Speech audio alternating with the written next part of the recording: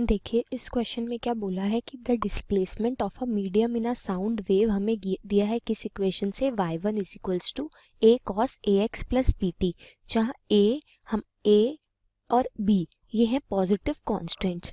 ये वेव हमारी रिफ्लेक्ट हो रही है एक ऑब्स्टेकल से जो कि सिचुएटेड है x इज इक्वल्स टू 0 पे। जो इंटेंसिटी है हमारी रिफ्लेक्टेड वेव की वो 0.64 टाइम्स है इंसिडेंट वेव के।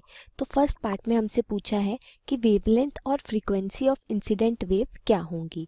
सेकेंड पार्ट में बताना है equation for the reflected wave.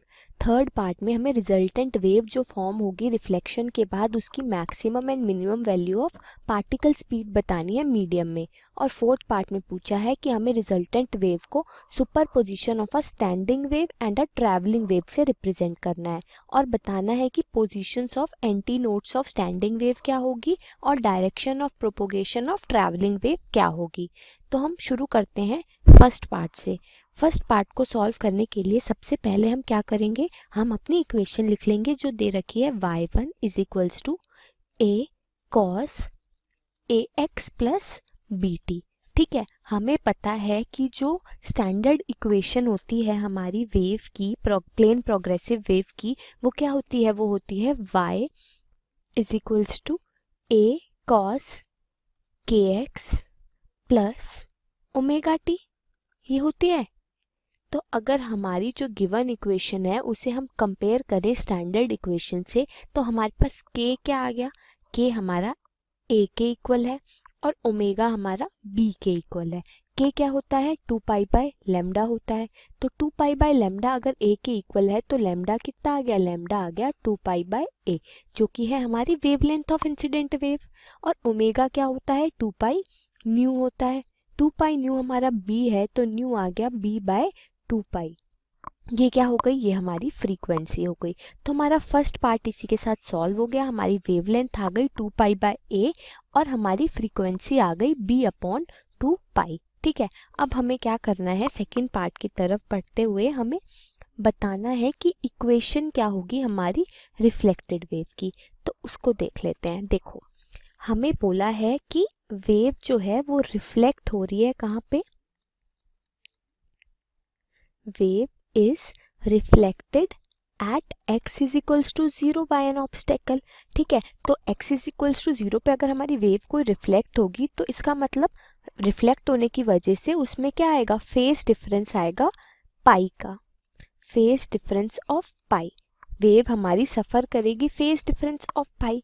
ठीक है, और क्या गिवन है, हमें गिवन है कि जो इंटेंसिटी ऑफ रिफ्लेक्टेड वेव है, मैं बोल देती हूँ let intensity of reflected wave भी आई डैश। ठीक है, ऑफ रिफ्लेक्टेड वेव भी आई डैश।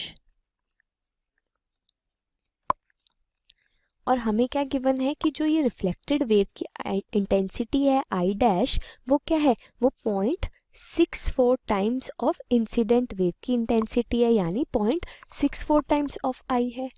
तो मैं क्या कह सकती हूँ, यहाँ से ये इक्वेशन आ गई मेरी। अब देखो हमें पता है कि जो इंटेंसिटी होती है वो क्या होती है, वो डायरेक्टली प्रोपोर्शनल होती है एम्पलीट्यूड के स्क्वायर से। ठीक है, तो इंसिडेंट जो हमारी आई है वो डायरेक्टली प्रोपोर्शनल होगी ए स्क्वायर के, और हमारा जो आई डैश है वो डायरेक्टली प्रोपोर्शनल होगा ए डैश स्क्वायर के। आई डैश कितना है, आई डैश है हमारे पास 0.64 आई, ये डायरेक्टली प्रोपोर्शनल होगा ए डैश स्क्वायर के। आई की जगह मैं क्या लिख सकती हूँ, 0.64 ए स्क्वायर, ये लिख सकती हूँ। ये मेरा क्या होगा, ये डायरेक्टली प्रोपोर्शनल होगा ए डैश स्क्वायर के। तो यहाँ से मेरी ए डैश की क्या वैल्यू आ गई, ए डैश आ जाएगा मेरा 0.64 ए स्क्वायर का अंडर रूट, यानी ये आ गया 0.8 ऑफ ए। ये मेरा एम्पलीट्यूड आ गया रिफ्लेक्टेड वेव का। ठीक है, ये डायरेक्टली प्रोपोर्शनल होगा, ए डैश मेरा क्या होगा, डायरेक्टली प्रोपोर्शनल होगा 0.8 ए के। ठीक है, यहाँ पे भी ये आ जाएगा, या मैं इसे नीचे लिख लेती हूँ, पॉइंट ए डैश जो है वो डायरेक्टली प्रोपोर्शनल होगा 0.8 ए के। तो हमारी जो रिजल्टेंट वेव की इक्वेशन बनेगी रिफ्लेक्टेड वेव की, मैं उसे y2 से रिप्रेजेंट करती हूँ, ये लिखती हूँ इक्वेशन ऑफ रिफ्लेक्टेड वेव होगी हमारी y2, ठीक है। ये होगी a डैश कॉस के साथ क्या आएगा ax। अब रिफ्लेक्ट हो रही है तो वेव की डायरेक्शन चेंज हो गई। पहले वेव हमारी किस डायरेक्शन में ट्रेवल कर रही थी, पहले देखो वेव हमारी ax plus B T form में है, तो ये हमारी ट्रेवल कर रही थी नेगेटिव x डायरेक्शन में। अब हमारी वेव कहाँ ट्रेवल करेगी, रिफ्लेक्ट होने के बाद ये पॉजिटिव x डायरेक्शन की तरफ ट्रेवल करेगी, इसलिए हम यहाँ पे ax माइनस बी टी करेंगे प्लस पाई, जो कि हमारा क्या है फेज डिफरेंस आया रिफ्लेक्शन की वजह से बताया था। तो मेरी इक्वेशन आ गई y2 is equals to 0.8a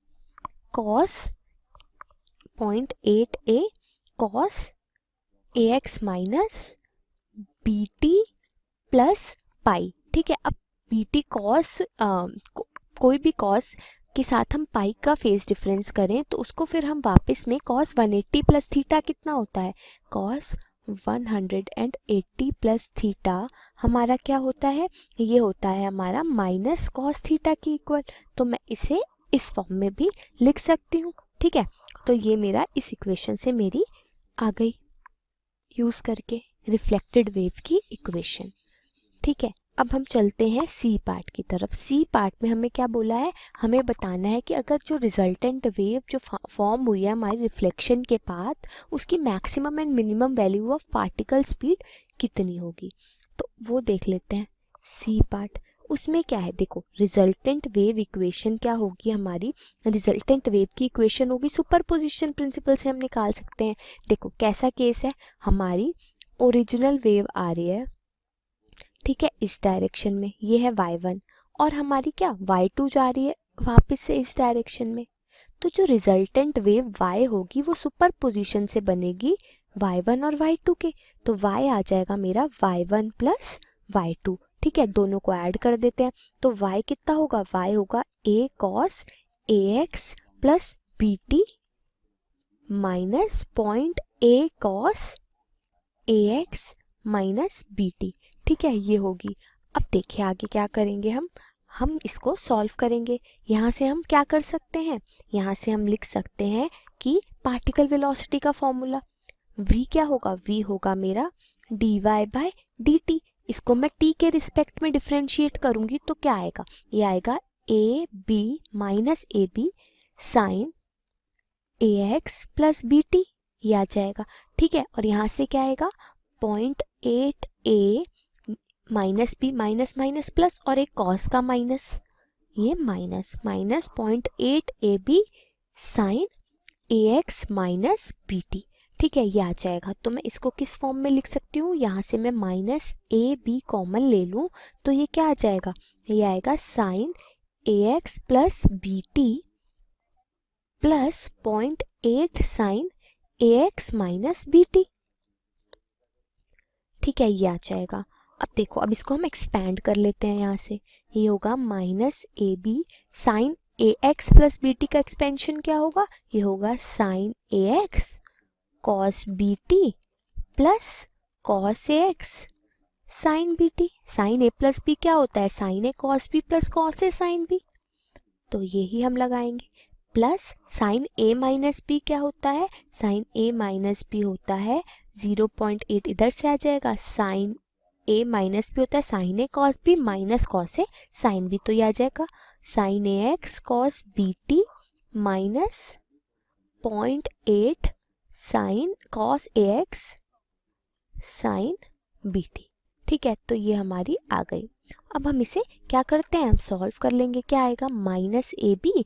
अब देखो साइन ए एक्स कॉस बी टी के साथ हम क्या प्लस करेंगे, 0.8 साइन ए एक्स कॉस बी टी आ जाएगा 1.8 साइन ए एक्स कॉस बी टी, और ये क्या है यहाँ से 1 माइनस 0.8 तो कितना आ जाएगा 0.2 cos A x sine B T, ठीक है। ये मेरी आ गई वेलोसिटी।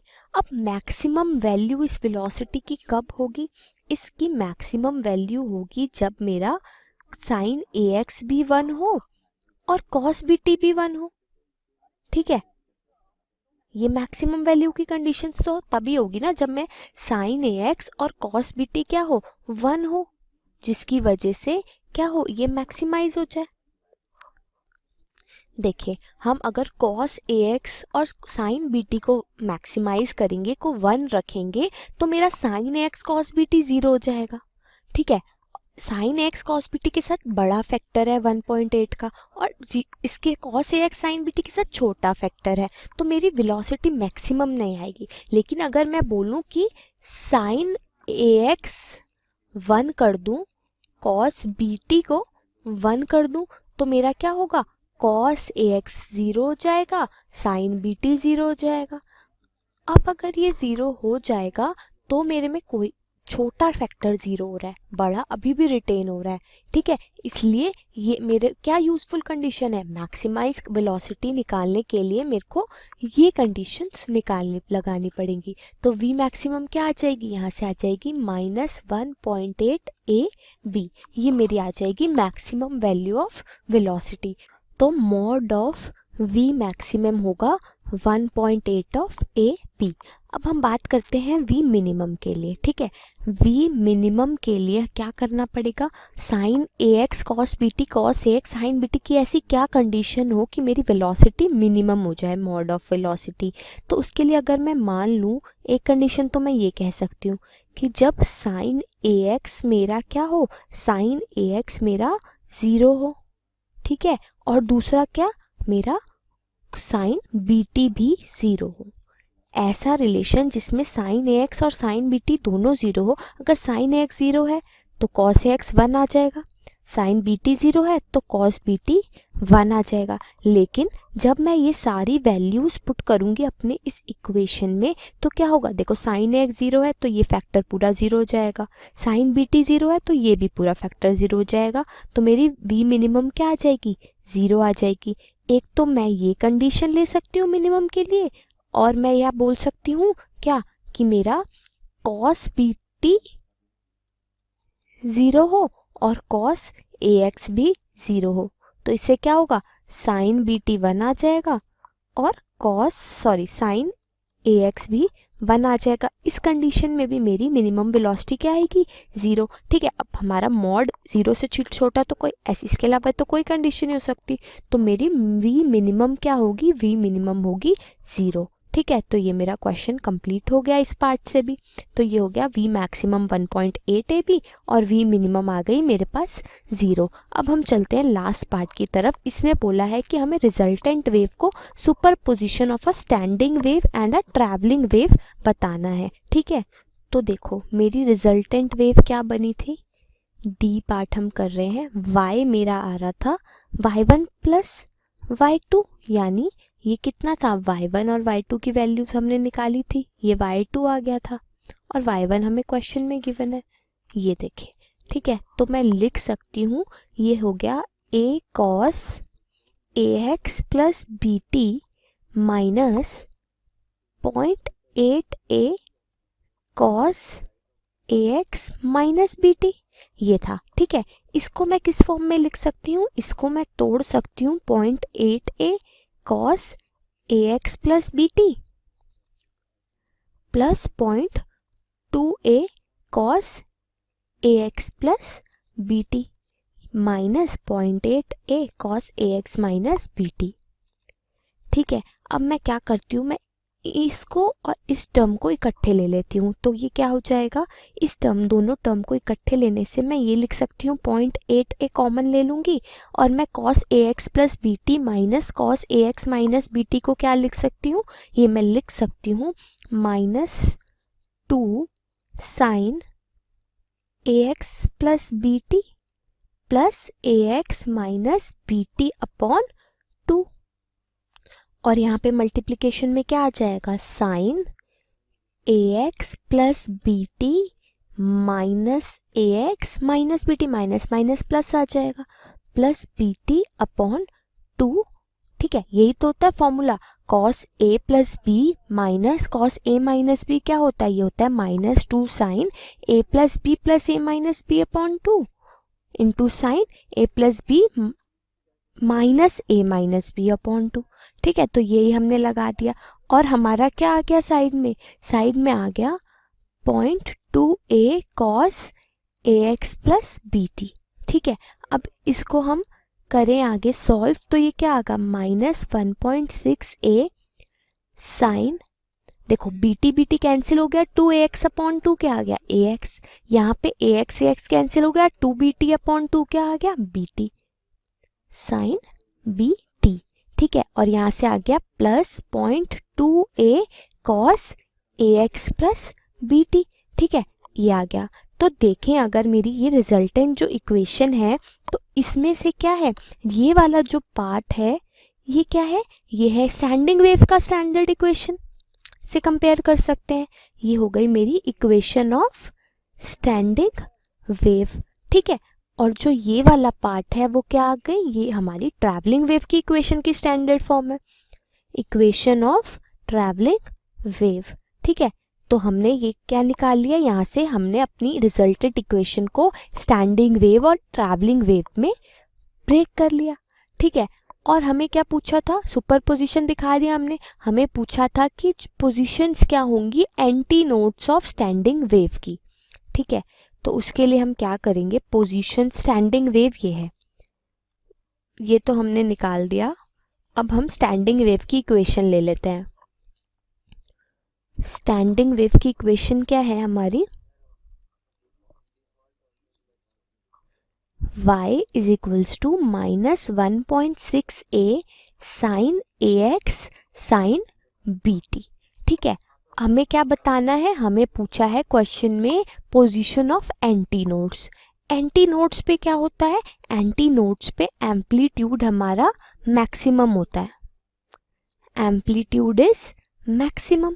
अब मैक्सिमम एम्पलीट्यूड कब होगा, जब मेरा साइन, ये पूरा ही तो एम्पलीट्यूड वाला पार्ट है, मतलब मेरा 1 - 1.86a साइन ax। ठीक है, ये मेरा एम्पलीट्यूड है, ये मैक्सिमम होना चाहिए। तो मैक्सिमम कब होगा, मतलब मॉड ऑफ एम्पलीट्यूड हमारा मैक्सिमम होना चाहिए। ठीक है, तो ये मैक्सिमम कब होगा, ये मैक्सिमम तब होगा जब मेरा साइन ax क्या होगा, साइन ax 1 होगा, तभी मैक्सिमम होगा।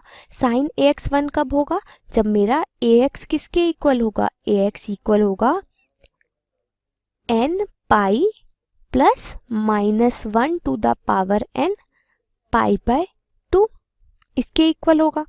तो यहाँ से x क्या आ गया, x आ जाएगा मेरा n plus -1 to the power n by 2 of pi by a।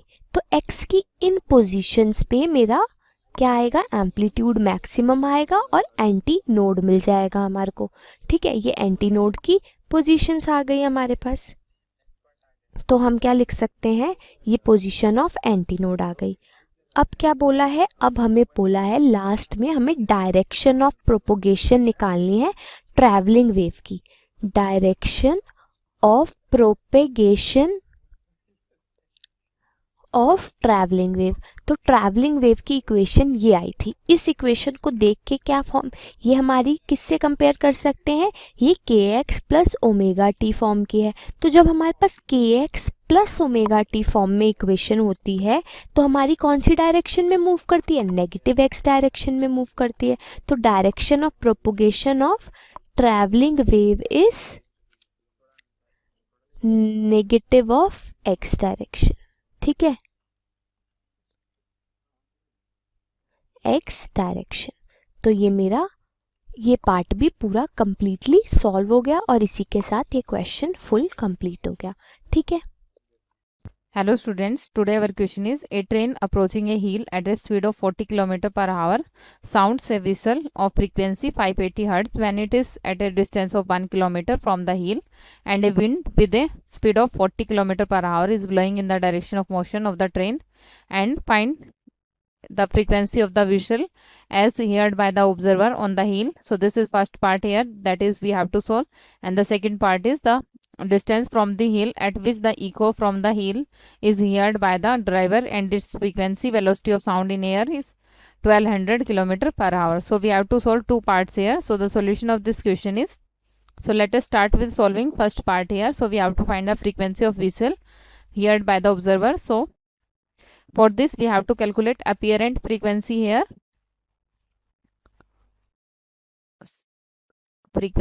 So we know that apparent frequency formula is equals to, so this is apparent frequency, that is n dash is equals to n, that is frequency here. So here we have v, that is velocity, minus w, v minus w here. So, and this is divided by v plus w into velocity of sound.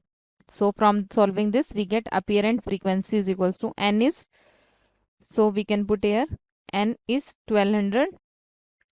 So we have v, that is 1200 here, and minus w is 40 kilometer. Here we have approaching the speed of the whistle. So this is 40 kilometer here, and this is divided by v plus, that is 1200, plus this is velocity of sound in air, and here 40, and this is in multiplication with, and this is in minus here, not multiplication, as in apparent frequency we have to minus the source velocity here. So this is minus 40 here, and this is in multiplication here, and on solving this we get, and here our apparent frequency is 1 kilometer. So this is the, our natural frequency is 1.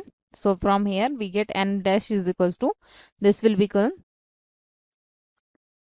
1160, and this is divided by 1240, and 40 will be cancelled out, so we get 1200 here. So from this we get 116 divided by 120, and we can write here this is 5 and 8, and this is 6 and 0, and again we can solve this as 2 8. So from solving this we get here, this will become 599.3 hertz here. So this is our apparent frequency for the first part. Now we solve the second part here. So second part, let the time taken by the train to reach the point B. So the time is 1 minus x, and this is divided by velocity of train. So from this we get t is equals to x. So this is 1 minus x, and the velocity is given to us 40 km per hour, and the time taken by the train to reach the point B is, so we get t is equals to x divided by velocity of sound, that is v here, minus velocity of wind, that is w here. So from this we get, this is equals to x divided by 1200 minus 40. So from this we can write here our time, this both will be equal here, both must be equal, so to meet each other. So 1 minus x divided by 40 must be equals to x divided by 1200 minus 40 here. So on solving this we get 1 divided by, and this is 1160 here, and on solving this we get our frequency here by the, so from here we get frequency here by the driver is equals to, so firstly we have to calculate x here. So our x will become, on solving this we get 0.966 kilometer here. So our apparent frequency will become here, so this will equals to 580 into, this is 1200 minus 40 and plus 40 here, and this is divided by 1200 divided by 40. So this is equals to 16 hertz here. So this is the required answer here, 16. So this is the frequency here by the driver, and this is the apparent frequency here. So this is our answer here for the both part. Thank you. Hello everyone, so we are given with a question which says the following equation represent transverse waves, z1 as a cos kx minus omega t, z2 as a cos kx plus omega t, and z3 as a cos ky minus omega t. We need to identify the combination of this wave that it will produce standing wave, and second, a wave traveling in the direction making an angle of 45 degree with positive x and positive y axis. And in both the cases we need to calculate at which point the resultant intensity will be zero. So let's first try to analyze what exactly is the condition for a standing wave. So if suppose that wave is traveling, we will try to analyze it. Let's suppose that wave is traveling in the positive axis, and let's suppose that from a rigid support, it means it bounce back from the rigid support, and we can say, and it returns. So its crest become trough. So the direction of the wave will be reversed when it reflect back from the rigid support. All right. So when these two waves, that is one is traveling in the positive x-axis and other is traveling in a negative x-axis, meets, so pattern formed is a standing wave, or we can say a stationary wave. So the equation which is been going this way, uh, for this particular case it is given as y equals to a sine omega t. Let's write it over here. Y equals to a sine omega t minus of kx. All right, or we can say kx minus omega t. And here the wave after reflection, it is moving the negative x-axis, so its equation is a sine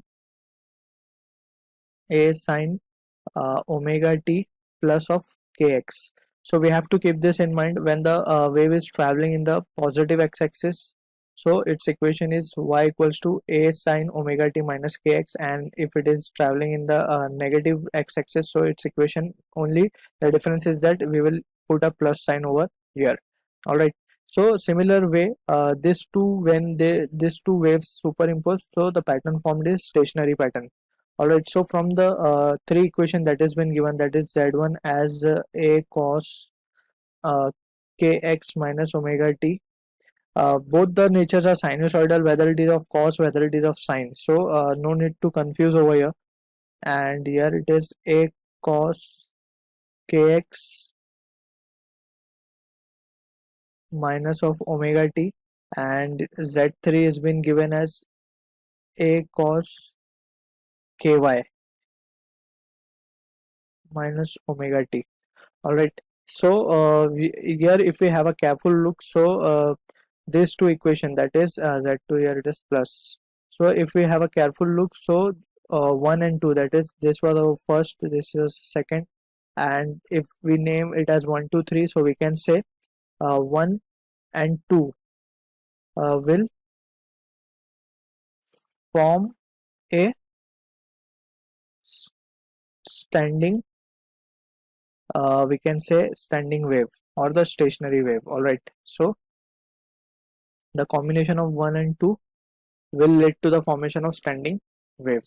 Now we have to calculate its resultant intensity. Now let's proceed. So let's take Z1 as equals to a cos of, or we have to do when they superimpose by superposition principle, we can say Z will be equals to Z1 plus Z2. All right. So by superposition principle, we can add this both the means displacement of both the waves. So we can write here as Z1 can be written as a cos of kx minus omega t plus of a cos kx plus omega.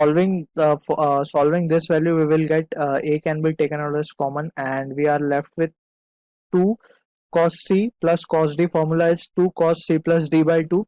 So from that we will get 2 cos c plus d, that comes out to be kx into cos c minus d by 2, so that comes out to be omega t. All right. So we can write a note over here for the formula, just so that you can keep this in mind.